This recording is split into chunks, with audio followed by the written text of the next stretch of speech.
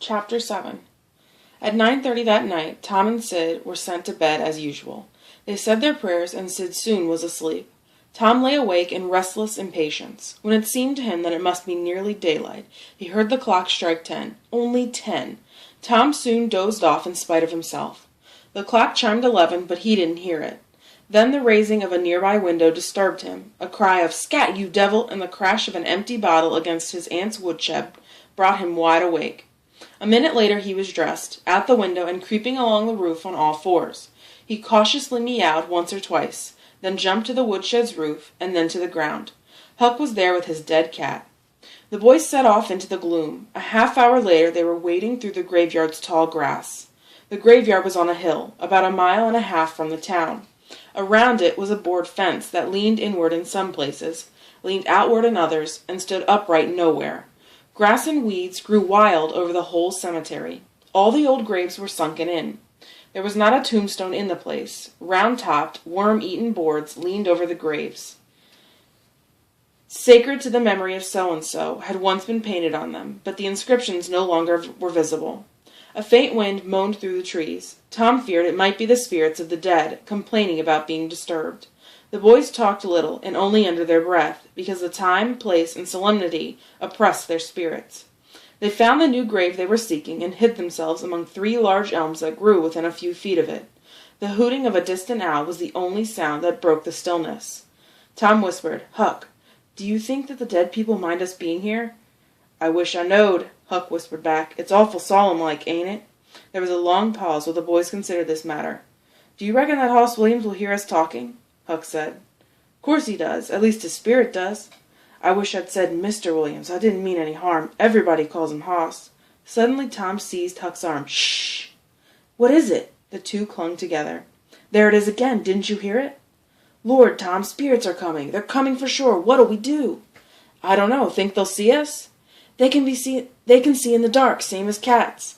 The boys bent their head together and scarcely breathed. A muffled sound of voices floated up from the graveyard's far end. "Look!" Tom whispered. Some vague figures approached through the gloom, swinging a tin lantern that freckled the ground with light. "It's devils," Huck whispered with a shudder. "3 of 'em. Lordy, Tom, we're goners. Can you pray?" "I'll try. Now I lay me down to—" "They're humans," Huck interrupted. "One of 'em's old Muff Potter. He ain't sharp enough to notice us. Drunk, most likely." "I know another of them voices. It's Injun Joe." "That murderin' half-breed? I'd rather they was devils." The whispers died out now, because the 3 men had reached the grave and stood within a few feet of the boys' hiding place. "Here it is," the 3rd man said. He held up a lantern. Its light revealed the face of a young Dr. Robinson. Potter and Joe carried a wheelbarrow with a rope and a couple of shovels on it. They dropped their load and began to open the grave. Robinson put the lantern at the head of the grave and sat down with his back against one of the elm trees. He was so close that the boys could have touched him. "Hurry, men," he said in a low voice. "The moon might come out at any moment." The others growled a response and went on digging. For some time there was no noise except the grating of the shovels discharging their freight of dirt and gravel. Finally a shovel struck the coffin. The men quickly hoisted the coffin, and with their shovels pried off its lid. They removed the body and dumped it onto the ground. The moon drifted from behind the clouds and lit the corpse's pale face. The 3 men placed the corpse on the wheelbarrow, covered it with a blanket, and bound it in place with rope. Potter took out a large knife and cut off the rope's dangling end. Then he said, "Now the cussed thing's ready, Robinson. You'll out with another 5 or here it stays." "What do you mean?" Robinson said. "I've paid you already." "Yes, and you done more than that," Joe said, approaching Robinson, who was standing now. "One night 5 years ago you drove me away from your father's kitchen when I came to ask for something to eat. When I swore I'd get even with you, if it took 100 years, your father had me jailed for vagrancy. Did you think I'd forget? Now I've got you, and you've got to settle." His fist was in Robinson's face. Robinson struck Joe, knocking him to the ground. Potter dropped his knife and exclaimed, "Don't you hit my pardner!" The next moment he and Robinson were grappling with each other. Joe sprang to his feet, his eyes aflame, and snatched up Potter's knife. He circled the combatants, waiting for the right opportunity. Robinson flung himself free, seized the heavy headboard of Williams's grave, and felled Potter with it. In the same instant, Joe drove the knife into Robinson's chest. Robinson reeled and fell partly on Potter, flooding him with his blood. The clouds blotted out the dreadful spectacle. and the two frightened boys fled in the dark. When the moon re-emerged, Joe stood contemplating the two forms. Robinson murmured indistinctly, gasped, and was still. Joe muttered, "That score is settled, damn you." Then he robbed the body. He placed the fatal knife in Potter's open right hand and sat down on the dismantled coffin. Several minutes passed. Then Potter began to stir and moan. His hand closed on the knife. He raised it, glanced at it, and let it fall, with a shudder. Potter sat up, pushing Robinson's body from him. Confusedly, he gazed at the body and his surroundings. His eyes met Joe's. "Lord, what's this, Joe?" "It's a dirty business," Joe said without moving. "Why'd you do it?" "I didn't do it." Potter trembled and went white. "I shouldn't have drunk tonight. I thought I've gotten sober. I can't recollect anything, hardly. Tell me, Joe, honest now, did I do it? I never meant to. 'Pon my soul, it's awful, and him so young and promising. You two was scuffling. He hit you with the headboard, and you fell flat. You staggered up, snatched the knife, and jammed it into him just as he hit you again. And here you've laid, dead as a post till now." "I didn't know what I was doing. I wish I might die this minute if I did.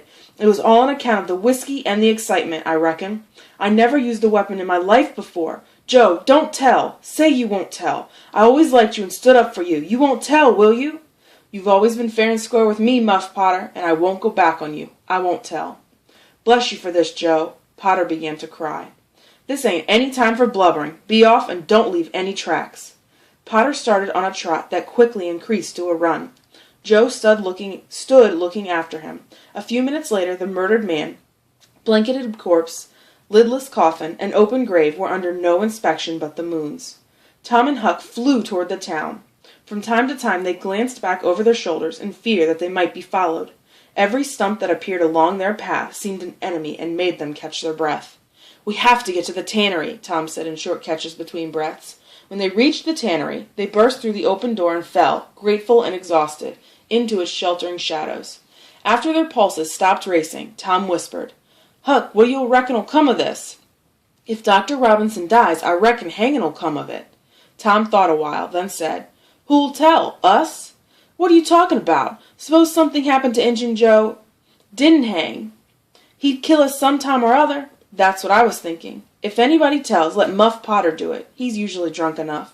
Tom went on thinking. "Muff Potter don't know it. How can he tell?" "What do you mean he don't know it? He just got knocked out when Injun Joe stabbed Dr. Robinson." "By hokey, that's so, Tom." "Besides, maybe that whack done for him." "Ain't likely, Tom. He had liquor in him. When Pap's drunk, you could belt him over the head with the church, and it wouldn't faze him. It must be the same with Muff Potter." "Huck, you sure you can keep mum?" "We've got to keep mum. Injun Joe would kill us, for sure, if we squeaked about this, and they didn't hang him. Look here, Tom, let's swear to each other. Swear to keep mum." "I'm agreed. It's the best thing. Hold hands and swear that we—" "No, that won't do for this. That's good enough for little rubbishy things, but there ought to be writing about a thing like this. And blood." Tom's whole being applauded this idea. He picked up a clean shingle, took a fragment of red chalk from his pocket, held the shingle so that it was lit by moonlight, and scrawled these words: "Huck Finn and Tom Sawyer swears they will keep mum about this, and they wish they may drop down dead in their tracks if they ever tell." Huck was filled with admiration for Tom's writing ability. Tom unwound the thread from one of his needles, and each boy picked the ball of his thumb and squeezed out a drop of blood. After many squeezes, Tom managed to sign his initials, using the ball of his little finger as a pen.